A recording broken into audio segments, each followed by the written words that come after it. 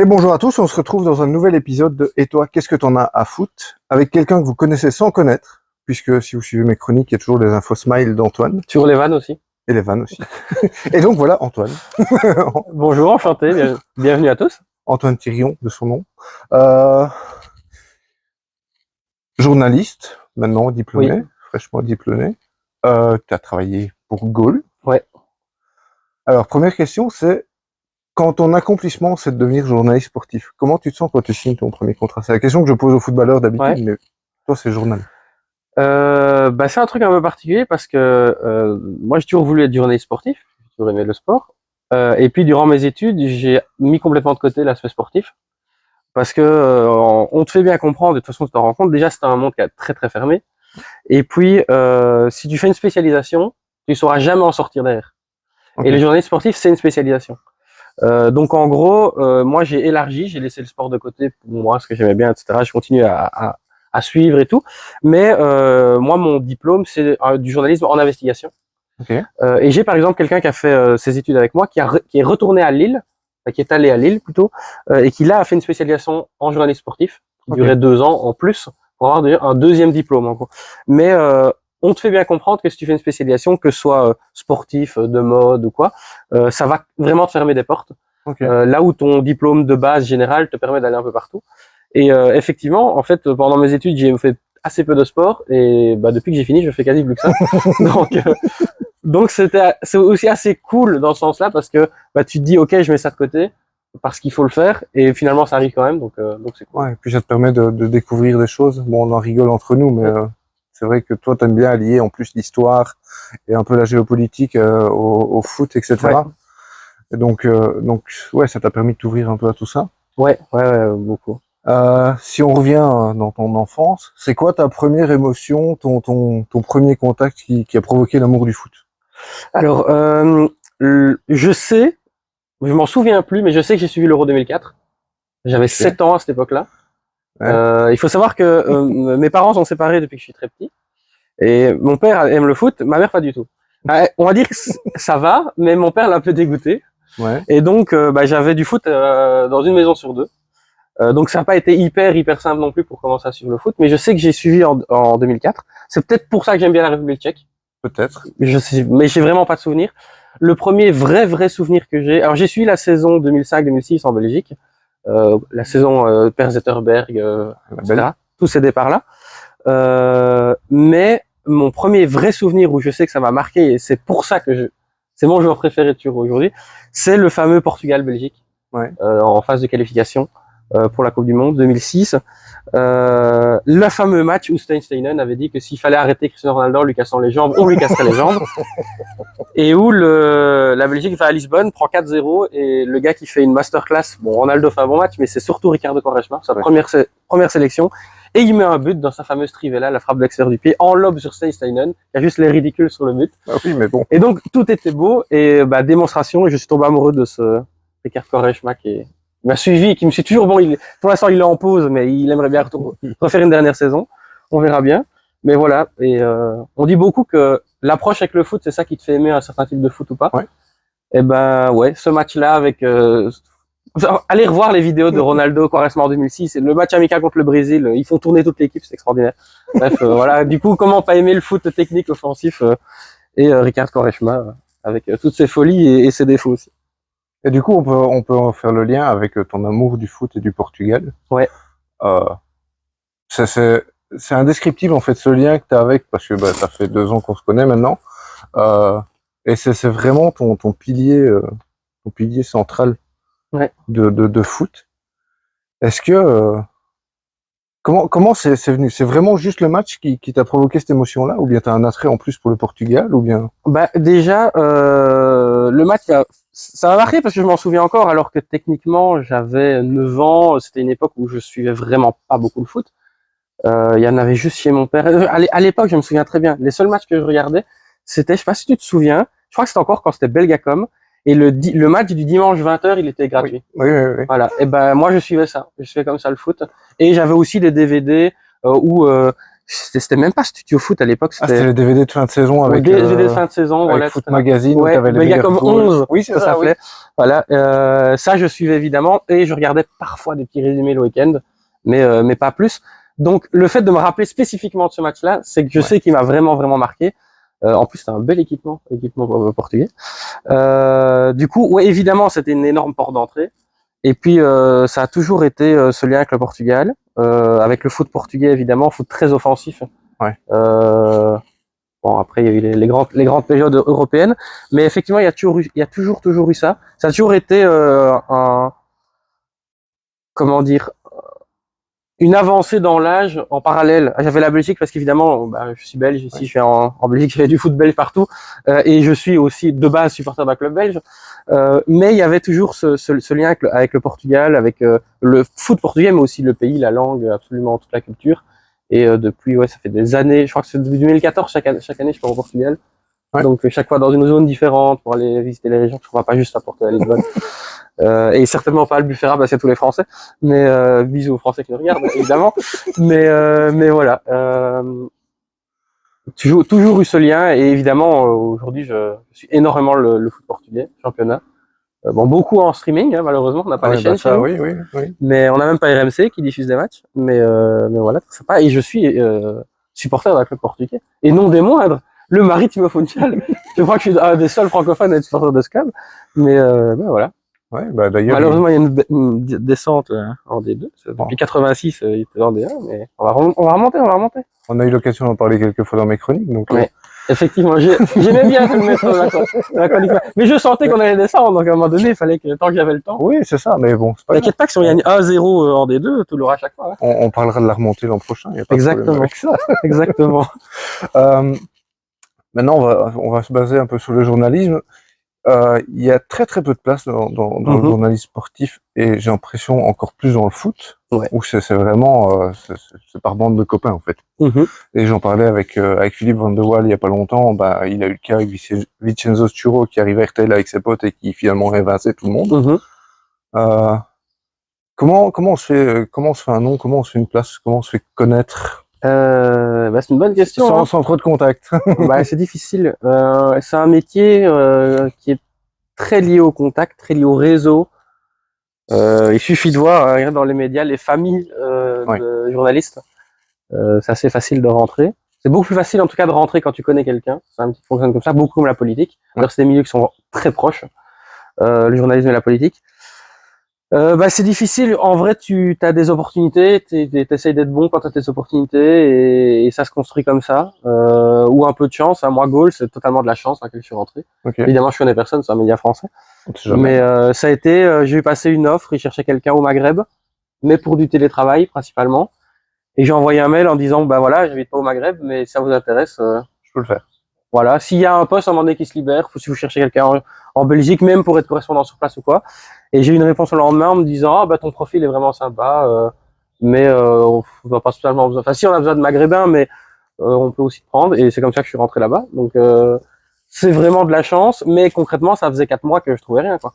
Et journée sportif ou pas sportif. Il y a très peu de demandes. En Belgique particulièrement, parce qu'on a un pays très centralisé en termes de médias. Là où en France, c'est aussi centralisé, mais il y a plus de place aux médias indépendants, aux médias un peu différents. En Belgique, on n'a pas, si, il y a un peu Médor et Wilfried, mais ça reste des très petits tirages. Mais il n'y a pas de médias comme Mediapart ou Libération, par exemple. C'est ça. Ils sont plus différents du spectre global. Et même dans les, que ce soit en audio ou en télévisé, c'est devenu très fermé. Même si en France, il y a encore quelques radios qui laissent liberté. Genre, il y a RTL, il y a RMC, il y a, je tombe plus sur l'autre maintenant, mais Europe 1. Qu'en Belgique, bah, il reste finalement en francophone, il reste la RTB avec complètement foot. Oui, en termes de foot. Oui. Et puis c'est tout. Oui. Bah même en termes de sport général. Hein, oui. Une fois que le foot est fini, c'est complètement tour. Et oui. Puis, avec Samuel Gaulois, très bon. Voilà. Et puis bah, c'est fini, et puis le foot reprend, quoi. Ouais. Donc c'est vrai qu'on est vraiment un petit pays pour la presse. Et pour essayer de comprendre un peu une journée de travail, par exemple chez Gaulle, c'est quoi? C'est de l'analyse, c'est de la lecture, c'est... Alors chez Gaulle, c'est particulier parce que donc en gros, C'était Gaulle France, mais on dépend beaucoup de ce que demande la maison mère britannique. Donc ça change un peu tout le temps. On dit, en fait, ça a été compliqué. Il y a pas mal de restructurations parce que des changements de propriétaires, etc. Du coup, on était quand même, on avait vraiment beaucoup ce truc. On faisait pas que ça, mais beaucoup ce truc il faut qu'on aille chercher les gens, faut qu'on mette des titres un peu accrocheurs, etc. Moi, il y a des trucs, j'ai dit ça, je ferai pas parce que non, juste je veux pas faire ça. Le putaclic, quoi. Voilà. Tourner un titre, bien le tourner, ok. Faire un titre qui semble mensonger ou qui exagère vraiment un truc, ça non. Mais de manière générale, dans l'équipe, on était beaucoup à pas faire ça, à avoir le même principe. Mais du coup, vu qu'on est un média comme ça, en fait, on n'est pas un média comme Mediapart. C'est-à-dire que Mediapart, ils ont des lecteurs spécifiques. Goal, on travaille beaucoup via les liens Google et les clics de liens qui vont chercher des infos, une photo ou un transfert, et hop, il y a Goal qui apparaît. Ça marchait beaucoup comme ça. Et du coup, forcément, on faisait beaucoup de contenu comme ça. Plus ce qui va chercher à attirer. Et on faisait moins des analyses de fond. Moi, je bossais 4 jours semaine, j'avais des horaires fixes, je faisais les week-ends principalement, et du coup, ça variait entre soit des articles liés à des transferts, liés à des déclarations, même si ça, j'essaie d'en faire moins parce que c'est difficile d'allonger un petit peu, sachant que ça, je déteste faire. Faire un article très court qui dit pas grand-chose. Tu peux pas donner un avis sur une déclaration, quoi. Ouais, et puis techniquement, on ne demandait pas trop de donner des avis non plus, donc c'était assez retranscrire le truc.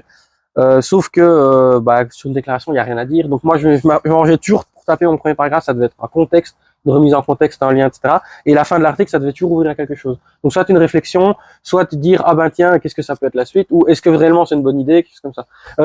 Conseil, s'il y a des gens qui font du journalisme, des études, ne mettez jamais à suivre en fin de affaire à suivre en fin d'article. Toutes les affaires sont à suivre. C'est vraiment un poncif ridicule. Toutes les affaires sont toujours à suivre. Donc à part quand quelqu'un meurt, évidemment là il n'y a pas trop à suivre, mais voilà. Et encore techniquement on peut trouver des trucs après. Donc voilà, donc jamais mettre affaire à suivre, ça jamais. Mais voilà, en gros. Et du coup, pour ce type de contenu-là, moi j'avais mes heures spécifiques. Je travaillais 8 heures par jour, avec une pause à chaque fois que je mettais. Ça c'était cool, je la mettais plus ou moins quand je voulais. Je m'arrangeais pour la faire quand je mangeais, etc. Sans devoir dire à tout le monde à la maison, à 19 heures on mange ou autre comme ça. C'était un peu en fonction. Et du coup, les jours de match, Marseille-Paris, je faisais systématiquement des résumés. Ça c'était très cool. Parce que pendant 2 heures, je regardais en match. Moi, je prenais mes notes, hein. Je ne pouvais pas juste être posé comme ça. Mais parce que du coup, le résumé devait sortir maximum 10 minutes après la fin du match. Donc, il devait être terminé au moment où le match s'arrête. Parce que après, il faut le mettre dans le site, il faut aller prendre les photos officielles, il faut aller... Donc, à la mi-temps, t'es déjà limite obligé de taper ta première mi-temps, quoi. Ouais, techniquement, non, parce que je faisais un article pendant ce temps-là, pendant la première mi-temps. Donc, je faisais un article, je prenais mes notes et je regardais le match en même temps. Et à la 60e minute, si j'avais pas fini mon premier article, je mettais tout en pause et là je commence à rédiger, tout en continuant à regarder le match. C'est ça. Ce qui est évidemment un grand classique. T'as toute ton analyse, c'est 1-1 et à la 89e ça devient 2-1 et tu vas tout changer. Oui, c'est ça. Ça c'est. Voilà. Dis bonjour aux avions qui passent souvent dans la région. C'est pour la fête nationale. Ah voilà, ici c'est un couloir, hein, ça passe. Donc, ah oui, mais oui. Ah oui, tant qu'à faire. Voilà, prendre le deuxième. Et vu que je m'obstine à ne faire aucun montage parce que je suis nul, vous aurez le bruit d'avion comme nous. Et parce que c'est plus brut, c'est plus sympa. Ouais, moi je préfère. C'est discussion au café. Voilà. Et du coup, on a vu passer Vinicius, Rodrigo et Amouzou. Et on vous dira pas lequel a raté son centre. Mais voilà, du coup, ouais, donc en gros, j'avais une partie, du coup, samedi, dimanche principalement. Parfois le vendredi aussi, en fonction de qui jouait le vendredi. Parce que c'était principalement sur la France. J'avais des résumés. Le reste, j'allais chercher des infos. Soit on avait des infos en interne. Soit on allait en chercher sur les réseaux, sur les communiqués de club, etc. Et on avait aussi, j'avais un peu plus de liberté parce que le rédacteur en chef m'aimait bien, avait la façon d'écrire, etc. Principalement le lundi, parfois le vendredi aussi, j'avais une carte blanche un petit peu pour faire un article un peu plus long, un peu plus écrit, un peu plus qui marche moins mais qui était sympa, etc. Donc typiquement, un souvenir que j'ai comme ça, j'avais pu faire un portrait de Aron Gunnarsson, un défenseur islandais. Qui a, voilà, typiquement le joueur islandais, le défenseur islandais, qui a fait une très honorable carrière en Championship principalement, et qui, lors des qualifications, avait mis un triplé en tant que défenseur central. Ouais. Et donc, j'avais fait tout un portrait de lui, etc. Donc voilà, donc j'avais aussi un peu cette carte blanche de faire ce genre d'article. Mais sinon, voilà. Et on était relativement très libre. On n'avait pas de spécifique réunion, de devoir aborder tel ou tel sujet. Et vu qu'on était plus ou moins 2, 3 en même temps sur chaque shift, on se répartissait les articles pour pas que tout le monde fasse le même article, que ce soit le même qui fasse tout le temps Mbappé, ce genre de truc-là. Puis évidemment, Mbappé, PSG, Marseille, Messi, on devait tout le temps y passer. Jour, quoi. Voilà, donc voilà, en gros. Justement, on va parler un peu Mbappé, starisation, etc. Ouais. T'as pas vraiment connu mes heures de papy, mais le système de starisation maintenant, aussi on en a parlé avec Philippe, que maintenant en 2 passes décisives, t'es sélectionnable par l'équipe t'es en équipe nationale, tu fais 3 matchs corrects en D1, tu l'es aussi, et t'as pris 10 millions sur Transfermarkt. Ouais. Est-ce que les médias jouent beaucoup par rapport à ça, tu penses? Oui, énormément. Mais est-ce qu'on vous demande de pousser dans ce sens-là? Donc juste, c'est vraiment faire du sensationnel du moment, quoi. Disons que ça dépend, pas tellement sur les prix. C'est plus s'il y a un prix abusé. Genre moi j'étais plus là, mais je bossais pas à ce moment-là ni rien. Mais quand Declan Rice a été annoncé, voilà, typiquement un prix comme ça, oui évidemment on doit parler de ça parce que c'est indécent. Mais disons que c'est pas tellement. Oui, le chat qui s'amuse. C'est pas tellement sur les prix, c'est plus sur d'autres trucs. Par exemple, Ansu Fati. Ouais. On va plus nous dire évidemment que ce gars-là, il a toujours une cote alors qu'il met plus un pied devant l'autre et c'est triste ça, parce qu'il a ses blessures. Mais ça va être, on va plutôt nous demander un truc du style une somme. Soit il y a une vraie somme abusée, genre 60 millions alors qu'il joue plus. Et là, on va nous demander de mettre sur cette somme abusée pour ce gars qui joue pas au Barça, par exemple. Mais ça va plutôt être, on va exagérer des trucs. Donc style, il va y avoir des rumeurs de départ d'Ansu Fati. Ouais. Ça va être un flop du Barça sur le départ. Ok. Alors techniquement, c'est vrai que par rapport à ce qu'il a montré au début, c'est plutôt un flop. Maintenant, le gars, il a 20 ans, il s'est pété les genoux. C'est plus un flop, mais ça va plutôt être là-dessus. Mais oui, on va beaucoup axer sur ce talent du PSG, alors que le gars a joué 3 matchs, quoi. Ouais, c'est ça. Mais c'est plus parce qu'il faut vendre. Et typiquement, soit on doit mettre le nom du joueur parce que c'est vendeur, genre Messi, Ronaldo. Ouais. Si c'est pas un gars vendeur, on doit pas mettre. On doit mettre un flop, un milieu, un talent, un machin. Mais pas mettre le nom pour que les gens viennent voir. Voilà, c'est ça. Okay. C'est plus à ce niveau-là qu'effectivement on joue beaucoup là-dessus. Enfin, en tout cas, ce type de média-là, tout le monde ne le fait pas, même si tout le monde le fait un peu plus. Et malheureusement, tout le monde va être amené à le faire. Hein. Ça, c'est sûr et certain. J'ai l'impression que c'est devenu un fonds de commerce en fait. En fait, c'est pas tellement que c'est un fonds de commerce, c'est qu'il y a un gros problème dans la presse, c'est que les gens la lisent plus. Aussi parce que la qualité a quand même diminué, il faut le dire. Pour diverses raisons, c'est pas forcément la faute des journalistes non plus, mais la qualité globale a diminué. Et donc, les gens lisent de moins en moins. Et concrètement, qui lit encore? Des gens qui veulent juste des infos fast-food. Ouais. Et donc, c'est pas tellement qu'il y a un fonds de commerce d'aller faire du fameux putaclic ou des articles très vendeurs. C'est qu'en fait, il y a plus que ces gens-là qui les lisent. Donc, si tu ne fais pas ça, t'as juste 0 lecteur. Ouais. Et donc, ça devient un truc, on est dans une spirale négative où les médias sont devenus obligés de faire ça pour continuer à faire du chiffre. Et il y a une façon, c'est très compliqué maintenant de un média, comment ça fonctionne. Surtout les médias sur Internet, parce qu'un média en papier, les gens l'achètent, tu peux écrire ce que tu veux. Tu peux faire 3 articles putaclic et tout le reste faire des articles béton. Mais sur Internet, c'est compliqué. C'est plus facile en fait d'avoir un média sur Internet. C'est plus facile de faire un buzz, d'avoir des gens, etc.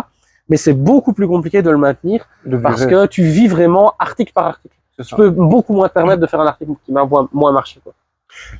Est-ce que à l'époque, je sais que ça se faisait beaucoup, c'est ce qu'on appelait les pigistes, ceux qui faisaient des articles et puis qui les vendaient aux différentes presses. Est-ce que c'est quelque chose que tu pourrais encore faire maintenant, par exemple? Oui. En gros, officiellement dans le journalisme, il y a 2 types. Soit t'es salarié, soit t'es pigiste. Donc pigiste, t'es indépendant, t'envoies tes piges, etc. Dans les faits, il y a une autre catégorie qui est entre les deux, que la JP, donc qui gère les journalistes professionnels, essaye de faire reconnaître officiellement, etc. depuis quelques années. C'est un pigiste attaché à un média. Donc, par exemple, je l'ai appris pendant le Covid parce qu'il a perdu son job alors que je pensais qu'il était salarié. Mais Quentin Volvert à l'RTBF, en fait, il est pigiste attaché à l'RTBF. Donc, c'est-à-dire que il est pigiste, mais que pour l'RTBF. Et en fait, il a un contrat entre les deux. C'est-à-dire que il ne va pas envoyer à d'autres, mais il est certain d'avoir tout le temps des articles à faire pour l'RTB. Là où quand t'es pigiste pur, tu dépends vraiment de qui achète ton article.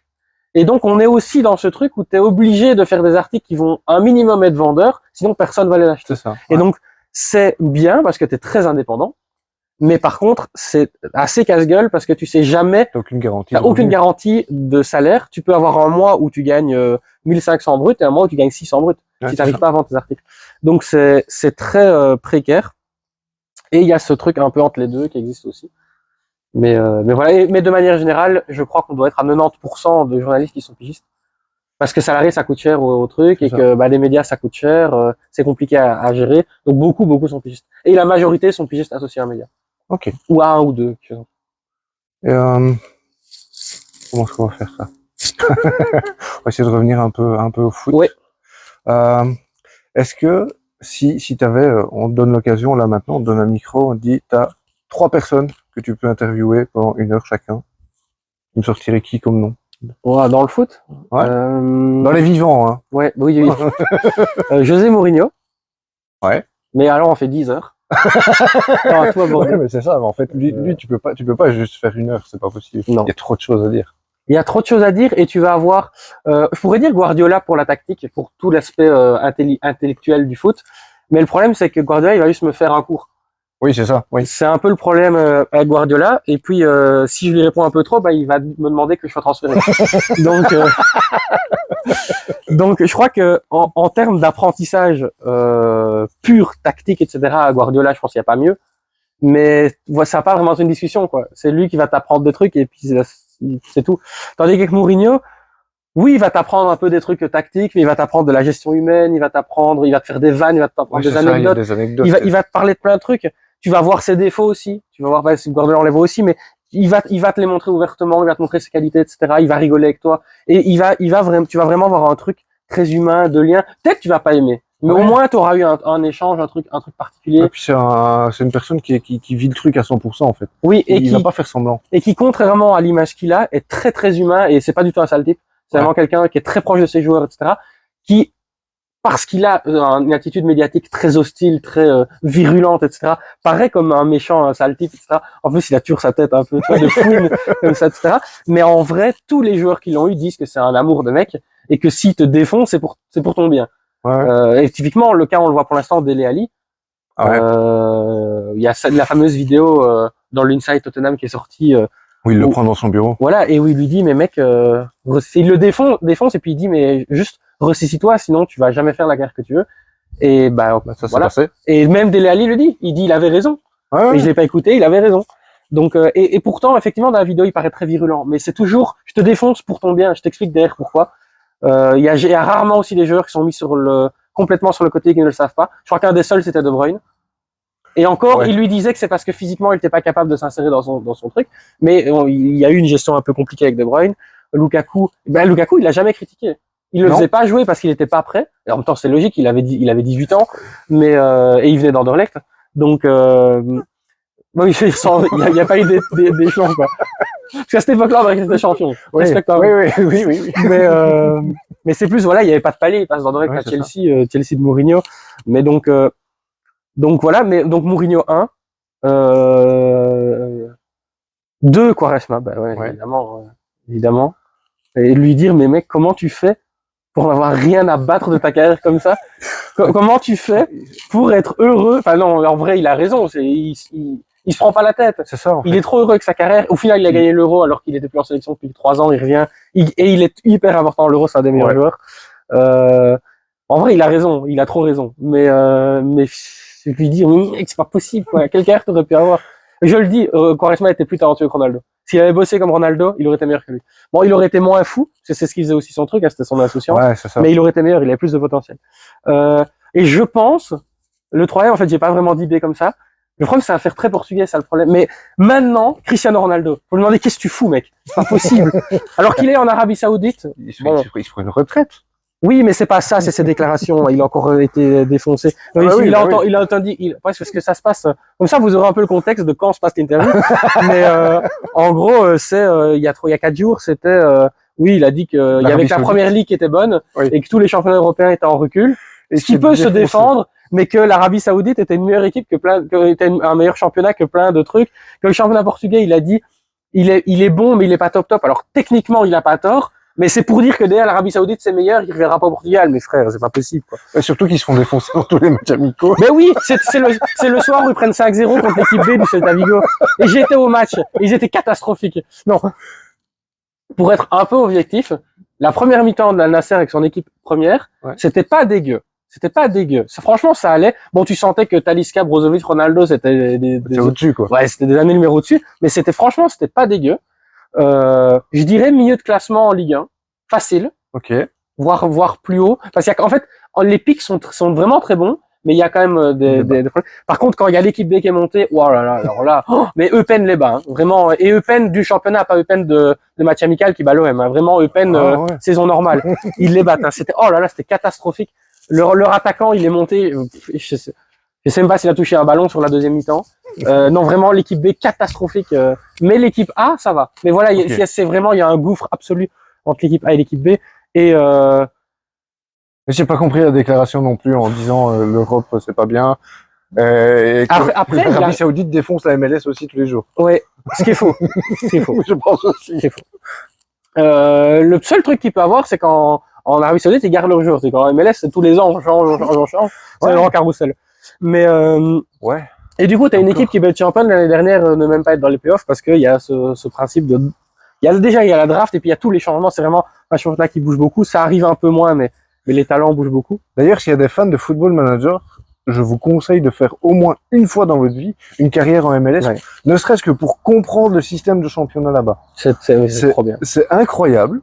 En plus, bon, c'est pas dans Football Manager, mais les idées de combat de gardien à la mi-temps, des trucs comme ça. Suivez un peu sur Internet, franchement. Je kiffe ce pays, même si David Beckham est en train de niquer tout le système. Oui. Mais ça, c'est un autre sujet. Il est en train de faire imploser le championnat, mais... Si vous voulez des questions qu'on vous explique là-dessus, on vous fera une vidéo carrément dessus, on peut. Oui. Mais en plus, moi, je suis le championnat, donc. Il fait vraiment de la merde. Enfin, soit. Et donc, pas de troisième joueur comme ça. Tu vois, moi, typiquement, il y aurait Bergkamp. Ouais. Pour sa force de caractère et tout ça, et tout ce qu'il en a tiré. Bon, ah si, je dirais Ancelotti. Ok, donc tu restes sur le côté coach. Ouais, parce que je pense que des joueurs, on a dit, enfin, évidemment, c'est extraordinaire d'avoir un vrai interview avec un joueur, mais les joueurs, on les entend beaucoup plus. Les coachs beaucoup moins régulièrement, moins en profondeur, et du coup, je pense qu'ils ont plus dans l'inattendu, etc., à nous apprendre que les footballeurs. Déjà parce que les trois quarts de footballeurs, c'est on se concentre sur le match d'après, on prend match après match, on va travailler. Oui, mais... et puis il y en a qui n'ont pas grand-chose à dire. Aussi. Soyons honnêtes. Oui. Mais et puis Ancelotti aussi parce que c'est un autre aspect. Évidemment, il y a un peu de tactique, mais vraiment de la gestion, le côté papa, grand-père, tu vois, vraiment très protecteur. Tu vois que Ancelotti, quand il coach ses joueurs, il leur donne des leçons de vie, il leur parle pas de foot. Ouais, mais il a une façon un peu, j'ai l'impression un peu italienne, sicilienne à faire des clans. Donc soit t'es dans le groupe avec lui, soit bah t'y es pas, mais bon, tant pis pour toi, on fera avec quoi. Oui, c'est vrai. Mais ça peut être aussi intéressant de lui demander pourquoi il fait ça. Ouais, mais ça j'aimerais bien. Avoir ce truc, si c'est mais parce que je sens que ça va ralentir le groupe, la dynamique du groupe. Parce qu'il y a parfois aussi des joueurs comme ça. Bon, on peut parler, c'est un cas particulier, mais Didier Lamkelze. C'est un excellent joueur, mais techniquement dans un groupe, il ralentit. Tu peux pas, il est ingérable. Ouais, et même dans un cas moins extrême qu'on a en Belgique, mais Faïs Selemani, c'est pareil. Ouais. C'est un gars, il va pas spécialement tirer le groupe vers le bas, mais il va pas le tirer vers le haut. Parce que c'est des personnalités un peu spécifiques, etc. Non, mais c'est lui qui peut te débloquer un match. Clairement. Mais ça dépend ce qu'un coach va mettre en avant. Carlo Ancelotti va beaucoup plus mettre une osmose de groupe, un truc, et c'est d'ailleurs ce qui fait que le Real actuel est capable de gagner des matchs alors qu'ils sont moins bons. Ouais, c'est qu'il y a ce truc, cette force de groupe au-dessus de tout, plus encore que l'individualité. Et d'ailleurs, effectivement, quand l'année passée, enfin la saison passée, le 15 dernier, celle d'avant, évidemment, il y a Benzema, évidemment, il y a Courtois, mais il y a Vinicius, il y a Modric, etc. Mais c'est vraiment le collectif qui est fini par Benzema principalement et qui est sauvé par Courtois. Mais c'est incroyable. Je trouve cette équipe, c'est hallucinant. Ce truc du dominez-nous. Fou. Ouais, c'est ça. Fou, il stresse jamais, il peut être mené 2-0, il ne stresse jamais. Le match aller à l'Etihad, le fameux 4-3, il est ahurissant. Ils sont menés 4 fois. Ouais. 3 fois de 2 buts et à chaque fois ils reviennent tranquilles, ils stressent même pas. C'est impressionnant. Je trouve ça c'est complètement fou. Et ça c'est lié à la gestion d'Ancelotti. Bon, c'est aussi des joueurs particuliers qui ont un peu cette mentalité. En plus, il y en a qui sont là depuis 10 ans, donc il y a vraiment cette identité qui est là. Mais il y a aussi cette gestion-là. Donc, j'aimerais savoir à quel point il fait primer ça sur la qualité du footballeur. Voilà, c'est ça, et de l'individuel. Parce que c'est intéressant, parce que en vrai, c'est pour ce truc de gestion de vestiaire, parce que je trouve que c'est ce qu'il y a de plus important dans la carrière d'un footballeur. Il y a un autre aspect aussi que j'aime bien aborder avec les joueurs, c'est bon, c'est encore jeune, mais la partie vie privée. Comment on mêle cette passion du foot à un équilibre entre guillemets avec la vie privée, parce que tu l'as dit, tu voyages beaucoup. Ici, tu vas partir au Portugal 3 mois tout seul. Ouais. C'est compliqué par moment. Est-ce que il faut beaucoup d'équilibre, faut beaucoup parler, Ouais. Ma compagne, elle a fait les mêmes études que moi. Ouais. Là, elle fait pas de journalisme en tant que tel, mais elle a trouvé un dieu de ça. Mais avant, elle faisait du journalisme, etc. Et ça a des côtés positifs et négatifs. C'est-à-dire que positif parce qu'on sait très bien ce que vit l'autre. On sait très bien la réalité que c'est. Et négatif parce que déjà on était tous les deux journalistes, mais on n'avait pas des contrats pareils. Moi, j'avais des contrats fixes. Je savais quel jour je travaillais de telle heure à telle heure toutes les semaines, alors qu'elle, ça changeait beaucoup. Donc il y a des trucs effectivement où c'est pas toujours facile de se voir, d'avoir du temps, etc. Mais après, on le savait aussi en commençant ça. On fait tous les deux on a fait les mêmes études, donc on savait plus ou moins le truc. Ici, voilà, effectivement, je vais partir 3 mois parce qu'elle sait pas venir, parce qu'elle a un boulot fixe, etc. Ouais, ça va pas être facile, mais après, il y a ce truc, on parle beaucoup, on a toujours beaucoup communiqué, et c'est ce truc si t'as besoin de le faire, fais-le. Ok. Parce que il faut pas avoir de regrets. Ouais. Là, on est encore jeune. Peut-être que dans 2 ans, j'ai un CDI, je peux pas le faire. Et il faut pas avoir de regrets. Parce que tu sais jamais ce qui va arriver. Tu peux pas regretter un truc que t'as fait et qui s'est mal passé, parce que ça te servira toujours. Par contre, tu peux regretter de pas avoir fait un truc et de pas savoir ce qu'il y a eu. C'est ça. Donc si tu as la possibilité de faire quelque chose, fais-le. Et du coup, on avance beaucoup par ce truc-là. Donc effectivement, 3 mois sans se voir, vraiment différent. En plus, il y a 1 heure de décalage, t'imagines, c'est terrible. 1 heure de décalage horaire. Mais voilà, c'est beaucoup parler. Et puis je pense c'est avoir un bon équilibre dans son couple et de manière générale, même si t'es pas en couple, avec toi-même et par rapport à ce que tu fais. Parce que ici, j'ai pas spécialement d'exemple pour l'instant dans le journalisme, mais dans mon humble carrière que j'ai fait quand j'étais jeune, qui a été très courte parce que, comme je disais tout à l'heure, ma mère le foot, bon voilà. Et je peux comprendre, honnêtement, je peux comprendre que des parents aient pas envie de mettre un enfant au foot. Quand on voit les attitudes sur les bords de terrain, etc. Déjà aussi le risque de blessure, t'as pas envie que ton enfant se casse quelque chose, mais bon, ça il y a quand même dans tous les sports, même si dans le foot il y en a quand même plus que quand tu fais de l'athlétisme, c'est logique. Mais en plus j'ai fait de l'athlétisme avant, donc je peux. Mais donc voilà, j'ai fait athlétisme, j'ai fait de la natation, etc. Et puis à un moment donné, il y avait trop de pression. Ma mère a craqué, et à 14 ans j'ai commencé le foot en club, donc c'est très tard. C'est très tard. Moi je joue au foot quand je jardin avec mon père, donc j'avais pas beaucoup les bases techniques qu'on apprend dans un club, mais par contre j'avais beaucoup appris avec mon père, etc.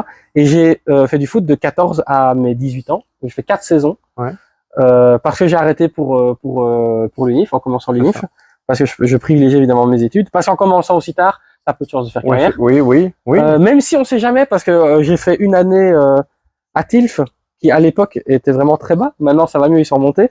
Et l'année d'après, mais c'était un club, vraiment le club, j'avais 14 ans, il n'y avait pas d'équipe de minime, donc je jouais en scolaire, donc j'étais déjà surclassé, mais pas pour mon niveau, juste donc je jouais avec des gars qui avaient 2 ans de plus que moi.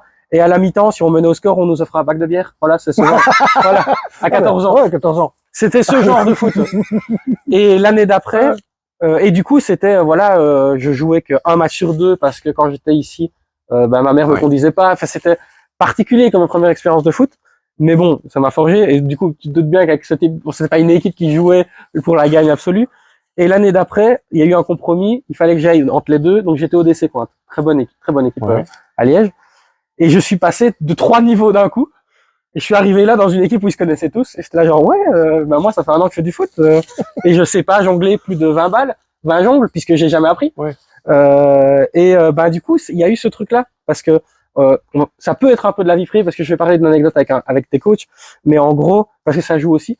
Mais je suis arrivé là et j'étais là genre, salut. C'est difficile de rentrer dans un groupe qui est déjà formé, où toi t'arrives, et vu que le foot, et on peut reparler en plus de ça, d'aborder ce point-là du foot, mais vu que le foot est énormément basé sur le dribble, le contrôle, le truc de base, et pas sur l'aspect collectif du foot, ben j'arrive, je sais faire 20 jongles max, c'est il est pas bon, tu vois. Bon après, j'étais pas exceptionnel non plus, mais tu peux laisser ta chance. Par la suite de ma carrière, j'étais un bon joueur de collectif dans certains systèmes, etc. Mais effectivement, en individuel pur, j'avais pas la technique que eux avaient parce qu'il y en a, ils jouaient depuis qu'ils avaient 5 ans dans le club. Ça faisait 10 ans que j'étais là, moi, ça faisait 1 an que je faisais du foot en club. Et petit à petit, je suis rentré dans cette équipe-là. Donc en plus, je monte de 3 niveaux d'un coup. Et je suis là, genre, premier match, anecdote, ça va te faire rire. Premier match, donc moi je jouais. En plus, tu vois, je débarque, j'ai 14 ans, j'ai pas de notion tactique à cet âge-là.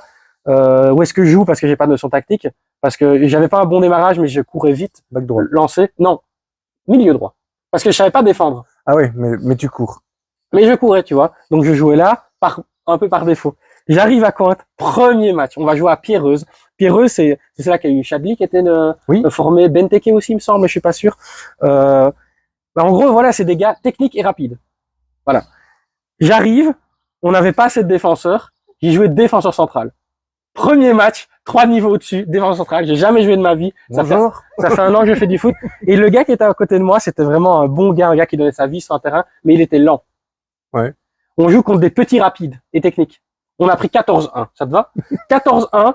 Je crois que sur les 14 buts, il y a 12 buts, c'est longue chandelle, parce que on sait pas jouer le hors-jeu. J'ai jamais joué là de ma vie. Ouais. Et on se prenait à chaque fois. Et du coup, même si j'étais rapide, eux, ils étaient vifs. Donc, ils me prenaient sur les premiers mètres. Je les rattrapais pas. 12-1. Je suis rentré, j'ai dit au coach, plus jamais tu me fais jouer défenseur central. Je n'ai plus joué. J'ai joué une fois, j'ai joué une fois dans ma fin de carrière, plus tard, et parce que, je vais en parler, mais j'avais changé un peu de style de jeu, etc.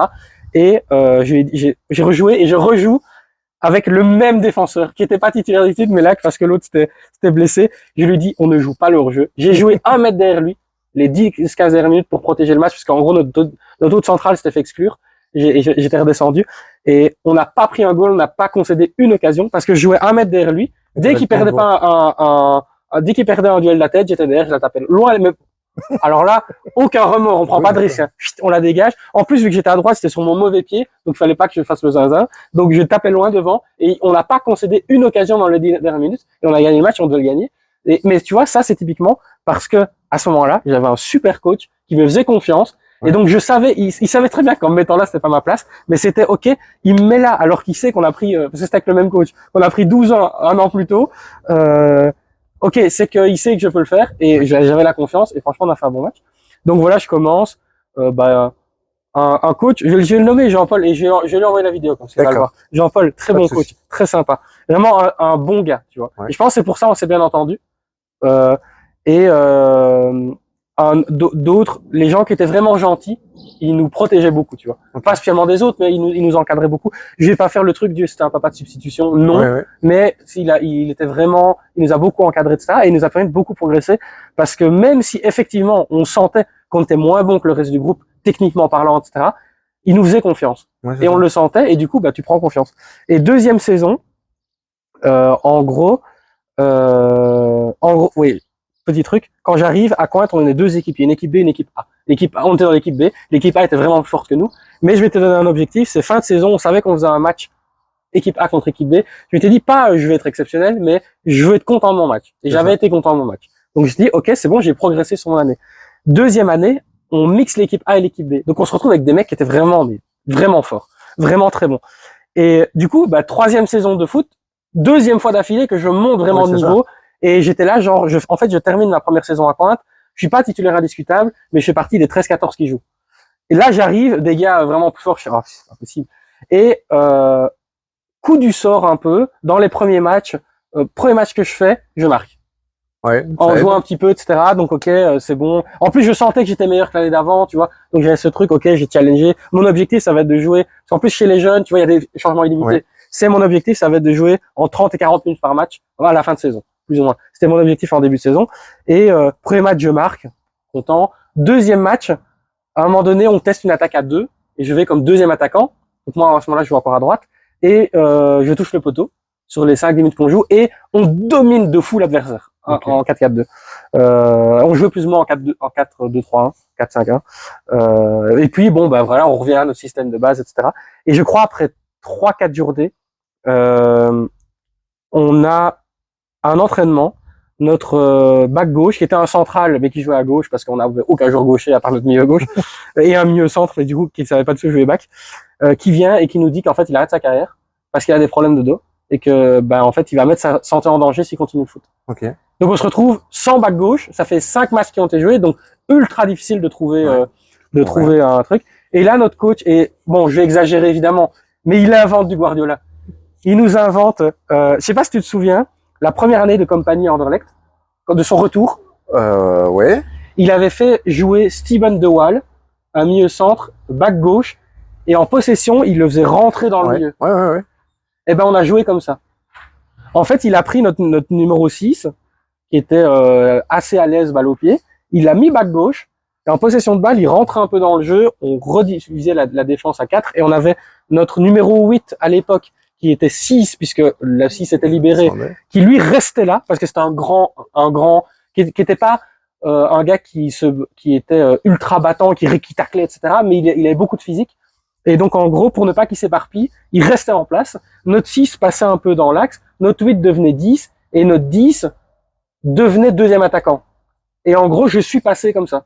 Et donc, en perte de balle, on jouait en 4-3-3, avec un 6, un 8, un 10, et moi, je jouais 10, alors que j'étais pas 10, hein. Et notre 10 jouait 8, etc. Et en possession de balle, on montait, donc notre back revenait 6-8, on jouait avec 2 milieux, notre 8, notre 6, le 10 qui montait un petit peu, et moi, je jouais comme deuxième attaquant, et je tournais autour de notre attaquant, qui était un attaquant qui adorait Guardiola, un attaquant qui court beaucoup, mais qui rate beaucoup, du coup, parce qu'il avait manqué de lucidité. Et en fait, ce système-là nous a permis, moi, il m'a fait passer là parce que j'avais pas une explosivité de fou, mais j'avais un très bon sens du but. Et j'avais une bonne lecture de jeu, de sentir où, en fait, j'étais, si on devait vraiment mettre, Thomas Müller, tu vois. Le gars qui est pas technique, qui est pas spécialement explosif. Bon, j'étais quand même un peu plus rapide que lui, mais qui ressent pas grand chose sur un terrain, mais il sent où le ballon va arriver. S'il y a une balle qui traîne dans le rectangle, il l'a, tu vois. Voilà. Et du coup, ben, en fait, on conciliait tout. On avait notre back gauche qui savait jouer au ballon, qui revenait 6, donc qui distribuait. On avait notre 8 qui pouvait jouer un peu plus haut, 10, etc. On bétonnait notre milieu. On avait notre milieu gauche qui était notre meilleur joueur, qui était vraiment très très bon. Notre milieu droit qui courait comme une flèche. Moi qui courais pas beaucoup, mais qui a le sens du but, et qui tournait autour de notre attaquant, qui courait beaucoup, et c'était pas grave qu'il marque moins. Parce qu'il y avait moi derrière. Et je termine meilleur buteur de l'équipe à la fin de la saison. Et je prends le surnom de Monsieur un but par match. Parce que j'en ai jamais mis 3 de ma carrière. J'en ai, je crois, mis 2 fois 2, mais c'était toujours 1. Et c'était très drôle parce qu'il y avait des matchs où c'était genre 1-1 à la 80e, et j'entendais dans le groupe, c'est bon, Antoine, il n'a pas encore mis son but, on va gagner. Enfin, et ça, je parle de ça parce que c'est lié au truc extra sportif. Je sais que tu en parles beaucoup dans tes vidéos, le rapport avec les coachs. C'est ça. Et ben, ce coach-là, c'est incroyable comme il m'a fait progresser. En 2 ans, pas sur le plan technique, parce que bah, ça, un coach sait pas faire, mais sur le truc de, ok, techniquement, je suis en dessous des autres, mais par contre, dans un collectif, je peux vraiment servir. Et vraiment, j'étais pas du tout la pièce maîtresse dans le jeu. Je servais pas tellement dans le jeu. Mais par contre, je marquais beaucoup. Et des buts importants parce que, bah, il y avait toujours un but par match, quoi. Oui, et puis t'as la mise en confiance du joueur aussi. Oui, aussi, énormément. Et ce truc j'arrivais sur mes matchs, et même si je marquais pas, je savais que ça allait venir à un moment donné, tu vois. Donc, tu ne commences pas à douter dans ton match, à forcer ton jeu, etc. C'était, elle va venir. Tu sais, j'ai une anecdote là-dessus. Ça va faire rire celui qui va la regarder d'ailleurs. Quand j'avais 15 ans, j'ai repris le foot en réserve à Bras-sur-Lienne. Il cherchait un gardien. J'ai jamais joué au goal de ma vie. Et je dis, bah ouais, ok. Moi, je me remets au foot, ok, tranquille, j'aime pas trop courir, gardien, c'est bien. Et on fait 2-3 matchs amicaux, et j'ai un souci, c'est que je ne plonge pas. Ah. Ou alors, je plonge, mais comme un défenseur, tu vois, je me jette le pied en avant. Oui. À la base, je suis défenseur. Et on se retrouve, premier match de championnat, et à la mi-temps, j'ai toujours pas plongé, on perd, je crois, 2-3-0, rien de bien dramatique, mais... Et Jean-Paul, l'attaquant, je suis parrain de sa fille maintenant. Il a intérêt à être ça à la fin du match ou c'est moi qui te traîne dans la boue. Eh ben, j'y ai pris goût. À la boue. En fait, mais en fait, il m'a fallu ce truc-là de ouais, c'est vrai que je devrais. Ouais. Et finalement, c'est comme ça que je me suis retrouvé gardien et que je me plaisais super bien là-bas. Et je confirme que pour être gardien, il faut un pet au casque, en fait. Ouais. J'ai déjà joué quelques matchs. Et même à Caen, j'ai déjà joué un match au goal parce que mon gardien était blessé contre Eupen d'ailleurs. J'ai joué contre Eupen. J'ai joué contre Henri Onyekuru en jeune. Ouais. Ah ouais. Bah, il était très fort. Mais contre Eupen, il joue au goal. Et j'ai pas été dégueu. Ah, mais On a été quand même battus, mais j'ai pas été. Et d'ailleurs, j'ai arrêté un penalty. Tu sais pourquoi je vais donner une théorie. Alors, elle marche pas tout le temps, mais regardez, les gauchers, beaucoup plus que les droitiers, frappent très souvent leur penalty pied fermé. Donc, en gros, comme gaucher, ils frappent comme ça, en fermant le pied. Ouais, donc lucarne. Ou lucarne, ou rater. Ouais, de toute façon, rater, c'est le meilleur endroit. Je fais un penalty. Mais en gros, donc un gaucher va chuter comme ça, en diagonale, croisant son pied. Et je suis arrivé là. J'avais cette théorie déjà à l'époque. Ça marche pas tout le temps, mais les droitiers varient beaucoup plus leur tir, de manière générale. Bon, après pas Messi évidemment, mais je veux dire un gaucher moyen. J'arrive là, penalty. Bon, c'est mon premier match officiel en tant que gardien. Et il est gaucher. Et je me dis, bon, je vais tester ma théorie. Je plonge, genre vraiment un peu avant qu'il shot, rate terre là, et je vais la prendre, petit filet. J'étais bien content. Je me suis retourné près de mon père, j'ai fait. Ah ouais, il y a la théorie marche. Il y a la théorie du faut regarder où il regarde. Ouais. Ah, c'était à une époque où il n'y avait pas encore Neymar qui faisait semblant de chuter, hein. Ouais. Mais après il y a Zaza. Mais du coup, ce truc-là, j'ai dit, vas-y, je teste ma théorie et au pire, je rate, c'est pas grave. Ouais. Anticipé, j'étais la chercher. J'étais bien content. Est-ce que Ah oui, et donc je termine vite. Ouais. Parce que du coup, donc saison là, super, machin, etc. Et du coup, bah il y avait tout le personnel aussi derrière, c'est-à-dire que ça allait. J'étais très heureux en amour. Donc j'avais un peu ce truc, tu vois, où tout va bien. Ouais. Et en plus, j'avais un coach qui me faisait confiance, machin, etc. Et en gros, l'année d'après, ce coach-là, qui était très bon, en gros, est mis de côté parce que bah il nous faisait beaucoup courir à l'entraînement, etc. Et on va dire que le noyau dur du groupe, quand il y avait entraînement, ils n'avaient pas vraiment envie de courir. Et du coup, il y a eu un peu de tension, machin, etc. Et le club a préféré garder le noyau dur historique et le coach est parti. Ok. Et on s'est retrouvé avec un autre coach, il y a eu plein de problèmes, machin, etc. Et puis un autre à la fin. Mais du coup, ça a un peu cassé la dynamique qu'il y avait. Et c'était un truc typiquement, si à l'entraînement le groupe avait pas envie de vraiment bosser, bon, on bossait pas vraiment, quoi. Et du coup, déjà, bah, c'était, voilà. Mais bon, je commence ma saison. Je sens que je suis plus dans la même confiance parce que c'est un nouveau coach qui arrive et on revient sur, c'est les mecs qui font le plus de dribbles, le plus de jongles, le plus de machin, qui priment d'abord. Bon, moi, j'ai quand même confiance en moi, donc je mets quand même quelques goals, etc. Mais je joue moins, je marque moins, etc. Je redeviens principalement milieu droit, alors que je me sens beaucoup moins à l'aise là que comme deuxième attaquant. D'ailleurs, comme deuxième attaquant, quand on menait, je redescendais au milieu et je taclais comme un malade. Je faisais l'essuie-glace et plus rien passait, etc. Ce qui montrait que j'avais pris confiance parce que j'ai jamais été défenseur de ma vie, mais je mettais là et j'avais un impact de malade, alors que sur un milieu, c'est difficile d'avoir beaucoup d'impact comme ça. Et donc, quand je faisais des matchs moins bien, je redescendais un peu, je me battais. Ok, je faisais 10 minutes comme ça, je suis ok, c'est bon, je suis dans mon match. Et donc, il y a ça. Et puis, bon, bah, l'amour, ça se termine. Pas hyper bien, machin, etc. Et je perds mon grand-père, enfin, un de mes grands-pères, et je me blesse. Une blessure. Complète, quoi. Ah ouais, totale d'un coup. Et là, entre-temps, on change de coach, parce que ce coach-là était vraiment bidon. Et on prend, en gros, il y a personne, donc on prend un coach un peu historique du club, mais qui est plus coach, qui gère un peu le club, etc. Et qui est un peu rustre, très à l'ancienne, etc. Ouais. Mais moi, je suis blessé, une blessure qui dure 3-4 mois, où on n'a jamais vraiment su ce que c'était. Et en gros, je vais faire des radios, etc. On trouve rien. Mais en gros, c'était typiquement en réto, dans mon école, on faisait un triathlon. C'était l'épreuve de fin en gym, éducation physique, etc. Et un jour, on est en sortie course, je tombe en courant. Mon genou lâche. Bon, j'ai toujours eu des problèmes au genou et aux chevilles, mais là, vraiment, je lâche en courant, c'est pas normal. Bon, ça passe. Le reste de la semaine, j'ai rien. Je repars en cours la semaine après, pareil. Enfin, je tombe pas, mais je sens que ça va lâcher, donc j'arrête, etc. C'est une allergie à la course, en fait. J'étais plus heureux dans la course. Et bah, radio, etc., on trouve rien. Je vais chez la kiné, etc. On fait des trucs, mais elle trouve rien non plus. Puis je vais chez son mari qui est kiné-ostéopathe. J'en profite. Kiné-ostéopathe. N'allez pas chez un ostéopathe. Ostéopathe, il n'y a pas de diplôme. Je peux être ostéopathe si je veux, réellement. C'est pas un diplôme reconnu. Kiné-ostéopathe, il a fait des études de kiné, des études officielles. Ostéopathe, moi, si je me mets demain une plaque ostéopathe, c'est bon. Hein. Donc, prenez des kiné-ostéopathes. Et du coup, je vais chez son mari kiné-ostéopathe. il commence un peu à me triturer, etc. Dans toute l'égalité. Hein. Ouais. Et en fait, bah, il me dit, mais mets-toi un peu droit, parce qu'il voit que je suis pas droit. Et je lui dis, mais je suis droit, genre, je sais pas me mettre autrement. Et puis il me dit, mais non, ton bassin est pas droit.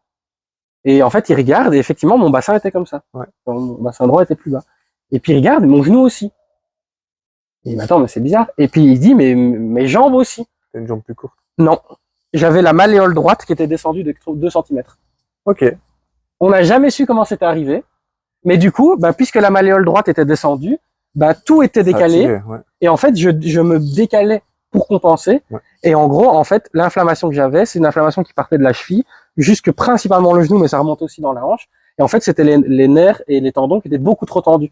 Et c'était ça qui faisait que ça lâchait tout le temps, etc. Que j'avais énormément de douleurs. Et donc, il m'a remis droit, etc. Bref. Donc, c'est une blessure à la con qu'on ne voyait pas, etc. On n'a jamais su comment c'était arrivé. Mais du coup, ben, 4 mois d'arrêt. Ouais. Et quand je reviens, ben, voilà, ça fait 2 mois que ce coach-là est là. Tout se passe pas spécialement. Alors, on fait une moins bonne saison, etc. Parce que l'année d'avant, on monte, on joue le titre jusqu'à la dernière minute avec Le Pen. Je marque un but de l'oreille, d'ailleurs, qui fait qu'on monte. Sur une la 30-30, je la mets de l'oreille, un but extraordinairement ridicule. Mais, voilà. Surtout que j'étais très mauvais de la tête. Mais, évidemment, but à la dernière minute. Mais bref, donc, on joue beaucoup moins bien. Il y a une moins bonne ambiance, etc. Et je suis arrivé, et vraiment, c'était, tu n'es pas un bon joueur parce que tu ne sais pas faire des jongles. Tu vois? Et du coup, ben, en fait, ma saison était, en fait, je prenais aucun plaisir à jouer. Et c'est ce truc-là qui m'a définitivement poussé à arrêter le foot. Ouais. Parce que de toute façon, je voulais mettre mes études avant, et que l'année d'après, je devais passer en réserve, et donc ça passait à 3 entraînements en semaine, etc. Et donc j'étais déjà en réflexion, en train de me dire, ouais, mais moi, je mets mes études avant, mais peut-être je vais aller dans un autre club pour quand même garder sur le côté. Mais là, ça m'a dégoûté. Et donc j'ai fait, c'est mort, je fais plus de foot. Et maintenant, je regrette de plus jouer au foot, mais à mon âge, à 26 ans, je ne recommencerai pas le foot. Parce que je sais que je vais recommencer contre des gars qui ont 35 ans. Je vais pas recommencer à coin, je vais recommencer plus bas, parce que ça fait des années que j'ai plus fait de foot. Donc, je vais taper contre des gros bouchers, et j'ai pas envie. Parce que je sais que je suis un peu fragile, etc., et j'ai pas envie. Et c'est triste parce que, parfois, quand je suis chez mon père, je prends mes crampons et je vais jouer sur un terrain, tout seul. Parce que ça me manque. Mais jamais je recommencerai le foot, tu vois. Et je sais que c'est fou qu'en un an, je suis passé j'avais, avec un bon coach, vraiment, un truc où j'étais vraiment dans une spirale positive, à un coach m'a dégoûté du foot. Ah, mais en fait, on peut faire la comparaison avec le foot pro, hein. T'as tellement de joueurs comme ça qui te font une saison incroyable, puis changement de coach ou changement de tactique, et puis, ils en touchent plus une. Oui. Et il y a aussi un autre truc intéressant, un parallèle intéressant à faire, c'est avec les datas. Quand tu parles de, je suis devenu un mauvais joueur parce que je sais pas faire de jonglage. Techniquement, si tu prends les datas, tu les mets à l'époque de l'an 2000, c'est l'exemple que j'ai cité avec Philippe Van de Waal aussi, Pippo Inzaghi ne sort jamais du banc. Jamais. En fait. Parce qu'il n'a pas de data. Oui et non. Pas. Oui et non. Et c'est ça qui est intéressant avec les data. Il ne saute pas du banc si on prend des critères guardioliens de foot. Oui, mais tout le monde prend ça maintenant. Il sort du banc si on compte les buts. Et les expected goals, parce qu'il les mettait tous. Ouais. Et si tu demandes ça de ton attaquant, parce qu'il y a encore des équipes qui demandent ça de ton attaquant. De moins en moins. De moins en moins, mais ça est sûr. Mais c'est vrai qu'il y en a, c'est pour ça qu'il y a moins de purs buteurs, etc. Et ça, mais ça, tu vois, je pense pas que c'est pas lié aux data. C'est lié à l'évolution du foot et à comment on utilise les data. Les data, je suis pour, mais. Ouais, tu vois, pareil, je suis pas contre. Et déjà, il faut, un truc de manière générale qu'on peut dire aux gens aussi, c'est que ça sert à rien de lutter contre un truc qui est arrivé. Ça sert à rien de lutter contre le VAR, il est là, et il ne partira pas. Ça ne sert à rien. En fait, le progrès peut être mauvais, mais le progrès, il avancera toujours. Il va peut-être se corriger, mais il ne reviendra jamais purement en arrière. Là, si un truc est là, c'est comme l'IA, c'est comme il y a actuellement les IA qui refont les voix, les IA artistiques, etc. Ça ne sert à rien d'être contre et de faire non, d'être hostile. Elles sont là, vous les ferez pas partir. Il faut se les approprier pour que on ait le moins de dérives possible. Elles sont là, ok, on les prend. On n'est pas forcément d'accord avec ça, mais on les prend pour justement essayer de les améliorer, de faire qu'elles tendent vers un mieux. Les datas, c'est pareil. Les datas sont là, elles partiront plus jamais. Il faut qu'on utilise les datas de manière intelligente. Pippo Inzaghi, effectivement, si tu cherches un attaquant qui fait le jeu, il jouera pas. Si tu cherches un attaquant qui met des buts, il jouera. Et c'est comme ça qu'il faut voir comment utiliser les datas. Un autre exemple qu'on a en Belgique, parce qu'on a principalement comme des joueurs belges, Amouzou. Oui. Amouzou, si tu prends ses stats en termes d'efficacité finale, il joue jamais.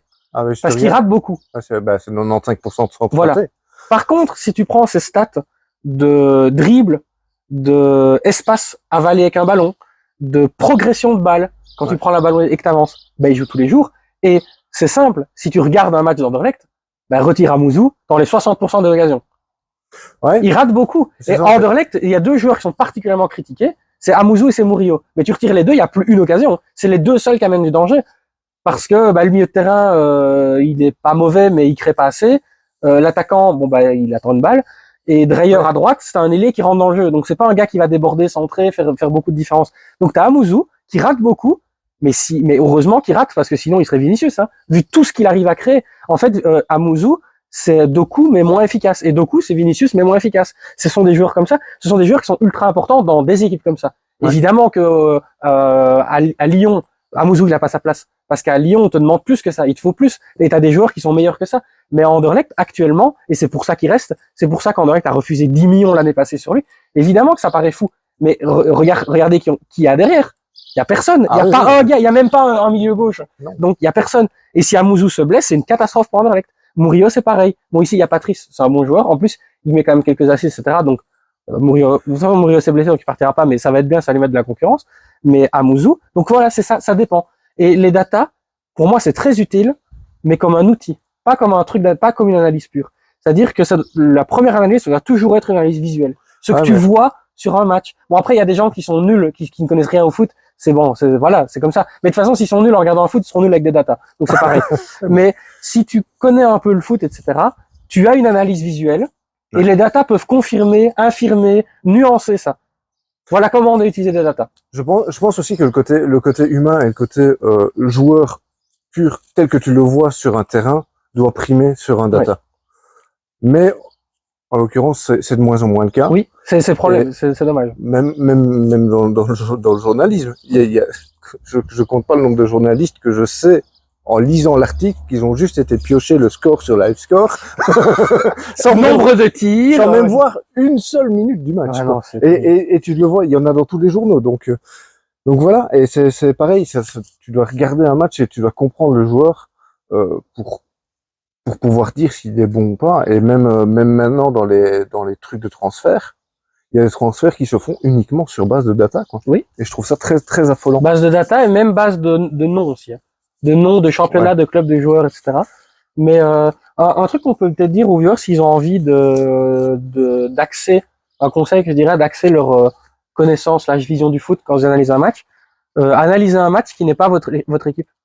Ah oui. Parce que votre équipe, vous allez regarder votre match comme un supporter, déjà donc vous n'allez pas être objectif, et deux, vous allez juste préférer vivre le match plutôt que le regarder. Ouais. Parce que si vous voulez vraiment apprendre sur un truc d'un match, etc., alors c'est déjà plus facile au stade, parce qu'au stade, vous voyez tout le stade, vous voyez tout le terrain, tandis qu'à la télé, vous voyez juste ce qu'on vous montre. Mais si votre équipe joue, vous n'allez pas regarder votre milieu défensif, ce qui fait, comment il se place quand votre ailier droit est en train de déborder. Mais si vous voulez voir ce que c'est un bon milieu centre, des bonnes lectures de jeu, c'est ça qu'il faut faire. Donc un conseil, si vous êtes supporter standard, analysez les matchs Cercle Malines, par exemple. Ce genre de... Il y en a qui regardent ça. Ben, honnêtement, la Pro League devrait vendre ça comme ça. Vous voulez connaître le foot, vous allez regarder ces matchs-là. Ouais, et comme ça, il ferait des vues. Ouais. Mais voilà, vraiment, c'est un conseil si vous voulez vraiment. Alors, il y a des gens qui n'ont pas envie. Hein, mais si vous voulez vraiment vous plonger dans un match en mode analyse, regarder les mouvements des joueurs, prenez des équipes que vous n'aimez pas, ni l'une ni l'autre, et pas une que vous détestez, parce que sinon vous allez juste voir les erreurs d'arbitrage. Mais vous prenez des équipes neutres pour vous. Et vous regardez vraiment les joueurs, les mouvements sans ballon, etc.